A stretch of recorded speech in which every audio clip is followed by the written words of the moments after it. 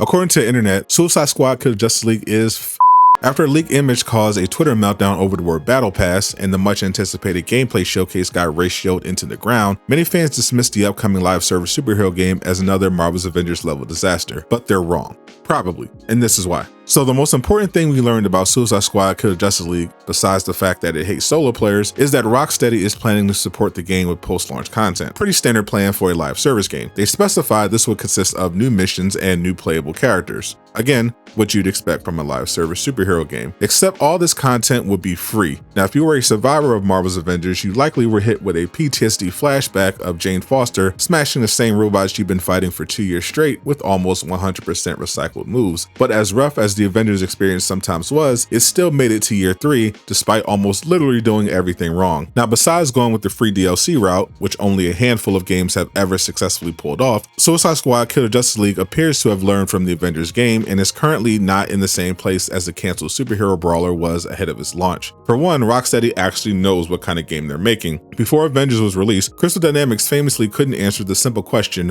what kind of game is this? Whereas Rocksteady has no such confusion. Is a 4-player live service looter shooter with a giant open world map, awesome traversal, and a gear system that actually understands the demands of the genre by featuring things like loadouts and set bonuses. But what will determine the success of Suicide Squad is the DLC they lined up. Rising above all the noise on Twitter of people with Call of Duty accounts complaining about Suicide Squad being a live service game was anticipation around which characters we would see come to help shoot Brainiac in the balls. And names immediately started getting thrown around like Reverse Flash, Captain Cold, and Deathstroke. That is the sort of enthusiasm and imagination that was able to propel Avengers to year 3 despite being the worst live service looter ever made, on top of launching at the height of a global pandemic. The good and bad thing about social media is that memories are short and opinions are quick to change. A well put together showcase of Deathstroke carving up aliens could easily shift the conversation around Suicide Squad to focus instead on why live service games are the most popular in the world, despite there always seemingly being a mob of social media users and YouTubers insisting that everyone hates them. Single player games are fun because of their one-off self-contained experience that leaves you wanting more, but live service games exist to fill the void for people who don't want to wait 5 years for another 15 hours of cutscenes, and instead want an ongoing experience they can jump into with their friends. So as long as Rocksteady, the studio behind some of the greatest action games of all time, can deliver on a great action game while also nailing the post-launch content, we'll be hearing people speculate about the next DLC villain for years to come.